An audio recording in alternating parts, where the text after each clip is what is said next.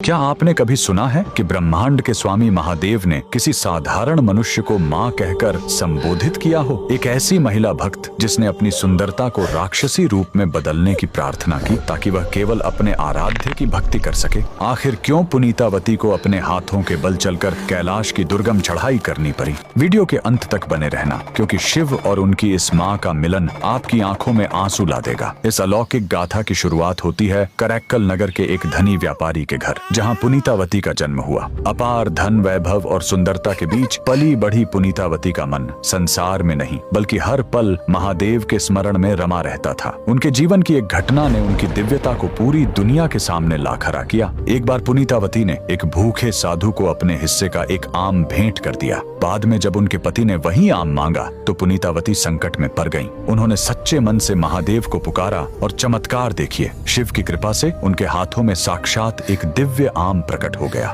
उस आम का स्वाद इतना अलौकिक था कि उनके पति समझ गए कि पुनीतावती कोई साधारण स्त्री नहीं बल्कि साक्षात देवी का अंश है। पर अफसोस, श्रद्धा के बजाय उनके पति के मन में भय बैठ गया और उन्होंने पुनीतावती का त्याग कर दिया। पति के वियोग ने पुनीतावती को पूरी तरह वैराग्य की ओर धकेल दिया। उन्होंने महादेव से एक ऐसी प्रार्थना की जिसे सुनकर देवता भी दंग रह गए। उन्होंने कहा, हे महादेव, यह सुंदरता और यह कोमल शरीर मुझे आपकी भक्ति से भटका रहे हैं। मुझे ऐसा रूप दे दीजिए जिसे देखकर कोई मुझे छूना तो दूर, देख भी न सके। महादेव ने उनकी पुकार सुनी और देखते ही देखते वह सुंदर स्त्री एक भयानक कंकाल जैसे रूप में बदल गई। इसी अवस्था में वे करैक्कल अमैयार कहलाएं। शिव के प्रेम में डूबी अमैयार ने कैलाश की यात्रा शुरू की, लेकिन उनका मानना था कि जिस भूमि पर महादेव के चरण परे हों उसे अपने पैरों से छूना पाप है। इसलिए उन्होंने अपने सिर और हाथों के बल चलकर कैलाश की चढ़ाई शुरू कर दी। उनकी इस कठोर और असंभव तपस्या को देखकर साक्षात महादेव का आसन डोल उठा।